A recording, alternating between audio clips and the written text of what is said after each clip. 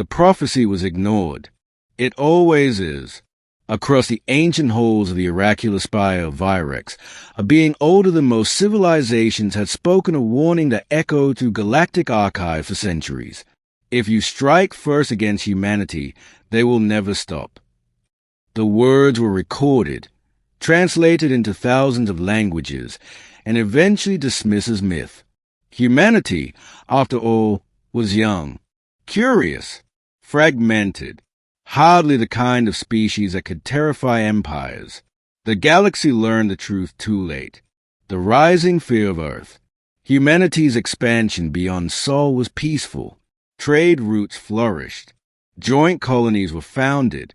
Cultural exchanges blossomed. Humans were known as diplomats, engineers, and explorers, rarely warriors. That unsettled some. The Krell Dominion, an ancient empire that thrived on conquest, viewed humanity's rise as a strategic threat. Their analysts saw human adaptability as dangerous. Their warlords saw human diplomacy as weakness. High Warlord Zorkath dismissed the Oracle's prophecy. Superstition, he scoffed. They are soft. We strike first, they fold. His council agreed. They authorized the attack. The first strike. The assault on human frontier colonies came without warning. Orbital habitats around Kepler 186f were vaporized. Civilian transports were destroyed mid-jump. Research stations vanished in silent flashes of antimatter. Within hours, over 3 million humans were dead. Across the galaxy, reactions were mixed. Some condemned the Krell. Others waited to see if humanity would retaliate or collapse. On Earth, the news reached the Terran Assembly in silence. President Elena Voss did not scream. She did not cry. She simply stood and said, "They struck first." Admiral Marcus Hale nodded grimly, and the Oracle said if they did, humanity would never stop. Humanity's first response, stillness. For 3 days, Earth did nothing. No fleets launched. No declarations were made. No threats issued. Across the galaxy, commentators concluded humanity was paralyzed. That grief had broken them. That fear had silenced them. The Oracle watched from the spire and whispered, "It has begun." Project Continuum. Deep beneath Earth's crust and hidden in quantum fold beyond normal space, humanity activated Project Continuum, a system not built for destruction, but for persistence. It was not a superweapon. It was a framework, a way to hunt enemies across stars, timelines, and dimensions, not to annihilate them instantly, but to ensure they could never escape consequence. Admiral Hale briefed the High Command. "They won't face a battle," he said. "They'll face inevitability." Phase 1, the vanishing fleets. Krell strike groups began disappearing. Not destroyed. Gone. Entire armadas vanished mid-transit. Shipyards fell silent. Command relays collapsed.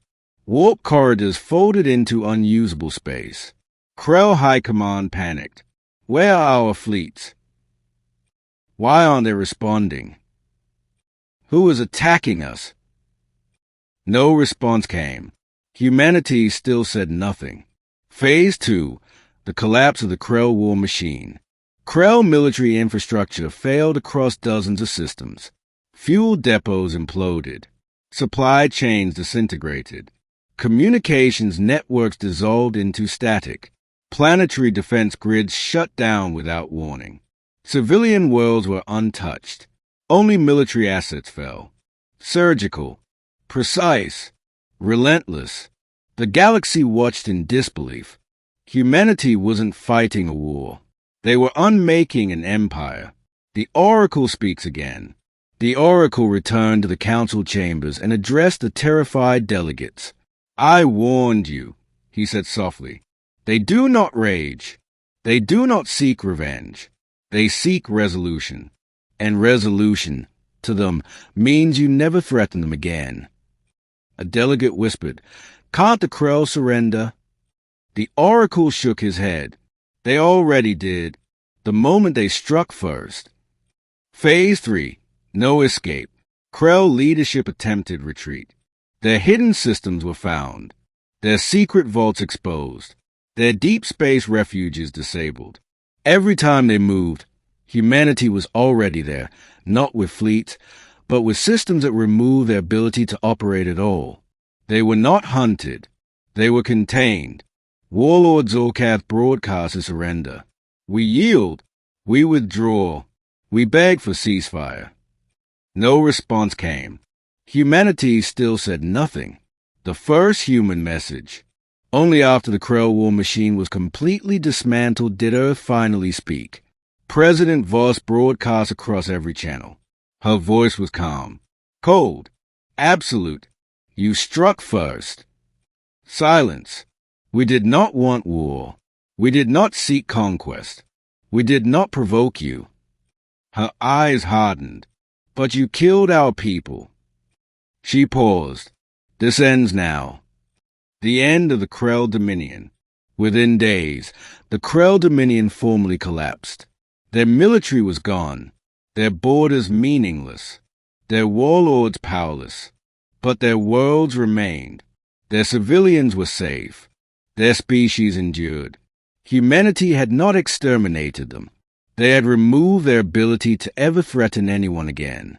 Galactic reckoning. Across the galaxy, civilizations re-evaluated everything they thought they knew about humans. They didn't explode. They didn't scream. They didn't threaten. They endured. And when provoked, they did not stop. The Oracle's final words. The Oracle returned to the spire and recorded a final addendum to the prophecy. They are not violent by nature. They are not conquerors. But they are relentless once harmed.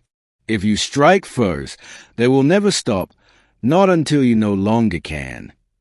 Epilogue. Humanity's reputation. Across the stars, a new saying spread. Do not strike humans first. There is no second strike. Because humanity does not fight to win. They fight to finish. And the Oracle was right.